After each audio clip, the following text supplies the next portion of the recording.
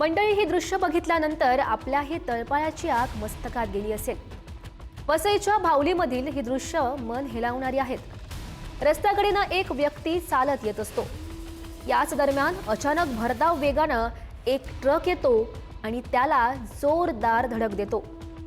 या भीषण अपघातात रस्त्यानं चालणारा रवींद्र पाटील हा गंभीर जखमी झालाय। जखमीवर उपचार सध्या सुरू आहेत। मात्र या घटनेमुळे याच परिसरामधील नागरिकांच्या सुरक्षेचा मुद्दा पुन्हा एकदा ऐरणीवर आलाय।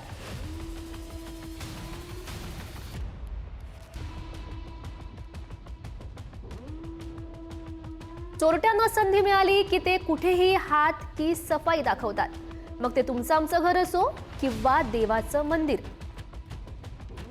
पिंपरी चिंचवडच्या चल्होरीतल्या साई मंदिरात त्यांनी अशीच एक हात की सफाई दाखवली आहे। हात चलाखीनं मंदिरामधली दानपेटीच चक्क या दोघांनी पळवून नेली आहे। गुरुपौर्णिमेनिमित्तानं दर्शनासाठी आलेल्या भाविकांनी मोठ्या प्रमाणात खरं तर या पेटीमध्ये दान केलेलं होतं। ते सर्व घेऊन हे चोरटे पसार झालेत। लोणावळा परिसरामधल्या मंदिरामध्ये अशा चोरीच्या घटना घडत होत्या। आता पिंपरी चिंचवडकडे चोरट्यांनी आपला मोर्चा वळवलाय का, असा सवाल आता हा व्हिडिओ बघून उपस्थित होतोय।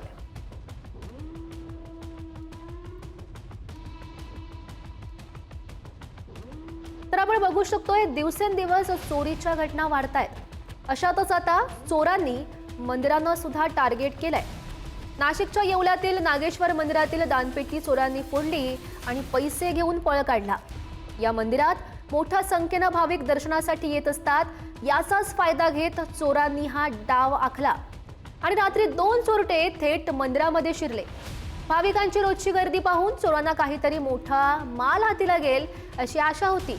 त्यामुळे त्यांनी चोरीसाठी थेट मोठं पोतं आणलं, पेटी फोडून पैसे त्यात भरले आणि पळ काढला।